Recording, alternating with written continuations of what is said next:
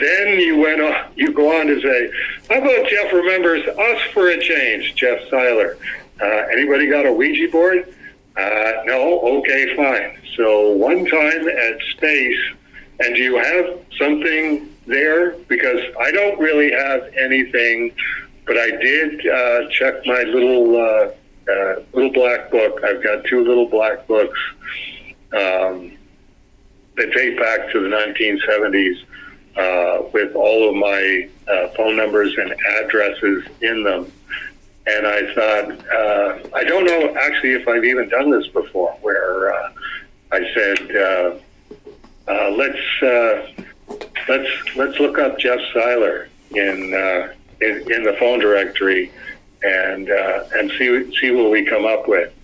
And I've actually got several. I've got how do you pronounce this in Wisconsin? Manitowoc? Manitowoc. Manitowoc, right. And I've got a crossed out 822A Washington Street. That was the apartment that was a block east of the strip club. Across the street across the street from the courthouse and 2 blocks down from the police station. How about that? Okay. So theoretically they should be looking at a visual of that now that you found on Google Earth of 822A. What's the other one? Okay, the other one we've already covered. That's where he was living when he passed on. Which, by the way, was yesterday was theoretically Jeff Seiler's 63rd birthday. Although that's not 100% because he and his twin brother were both adopted, but evidently it was they celebrated their birthdays on April 30th as best they could reconstruct when they were born. So that's the 27 West 14th Street. He started in number 306 and ended up in 110. And that's in the one directory. The other directory, I've got Jeff Seiler, 2400 Queens Court in Carrollton, Texas. Do you remember that one? That's got to be the earliest one, I think, in the book that I've got. That might be the Cerebus Readers in Crisis #1. That could be it. That could be it. It also could be where his brother was living. He and his brother did live together for a time, which was a very, very unhappy memory for Jeff Seiler. It was a very, very brief time that they were living together, but it was in Texas. I don't know if that was in Carrollton, Texas. And wait. Now that I think about it, Cerebus Readers in Crisis was Corpus Christi.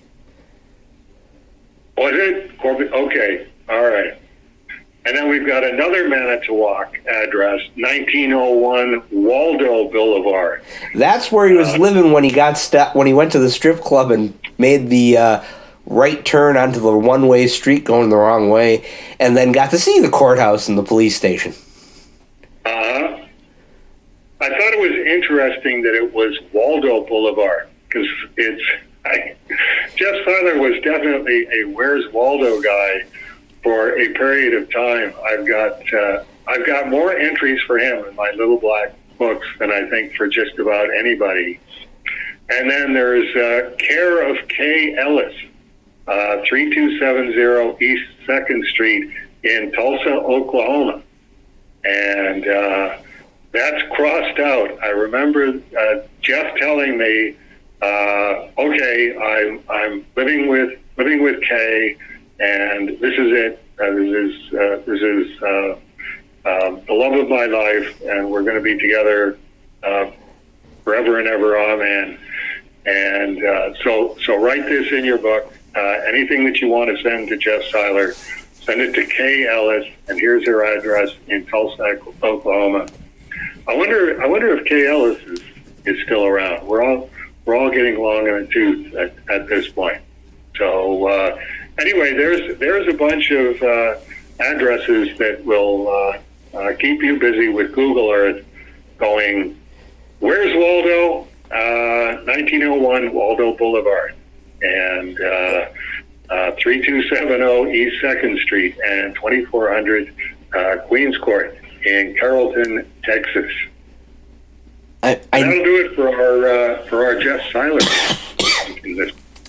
I know that the one you didn't mention was when he was living in Sault Ste. Marie, Michigan, on the border, waiting patiently for the Canadian government to let him come in. Yes. Which has been the subject of how many of our memories, because, dear sweet Jeff, showing up at the border and, purpose of your visit, business or pleasure. I'm moving here. No, buddy. No, you're not. Nice try, buddy. And he just had no idea that you can't just do that. Just drive across the border and go, okay, I'm living in Canada now. We might be reaping the fruit of that now with this whole 51st state thing, which we're not going to get into. Okay. We're all done. This is done with the Jeff Seiler section.